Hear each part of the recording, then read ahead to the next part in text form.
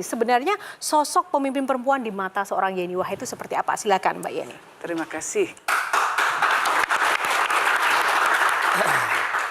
Ketika perempuan difasilitasi dan diberdayakan, maka dampaknya bukan hanya kepada perempuannya saja, tetapi juga kepada masyarakat, kepada bangsa dan negara, bahkan juga pada dunia.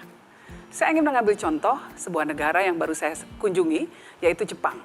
Jepang saat ini sedang mengalami apa yang namanya population decline atau kemunduran laju pertumbuhan penduduknya, negatif. Artinya apa? Bayi-bayi yang dilahirkan di Jepang jumlahnya sangat sedikit sekali, tidak cukup untuk menopang pertumbuhan ekonomi yang dibutuhkan. Nah, bandingkan dengan Indonesia yang jumlah penduduk mudanya banyak sekali. Kenapa ini menjadi penting?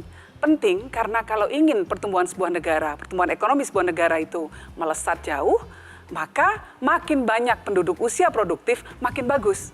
Usia produktif artinya penduduknya akan bekerja, ketika dia bekerja, dia akan membayar pajak. Ketika dia membayar pajak, ketika negara mendapatkan banyak pembayaran pajak, maka yang terjadi negaranya punya uang lebih besar, lebih banyak. Bisa bangun sekolah, bisa bangun airport, dan lain sebagainya.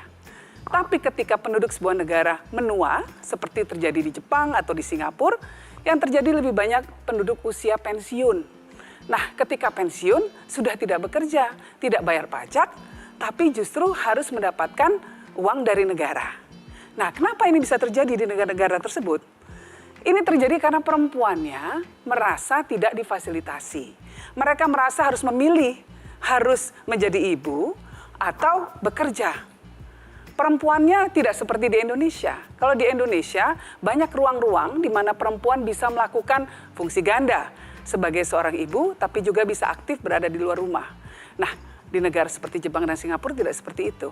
Perempuan begitu sudah punya anak, maka kewajiban perempuan itulah untuk membesarkan anak minimal sampai 5 tahun ke depan.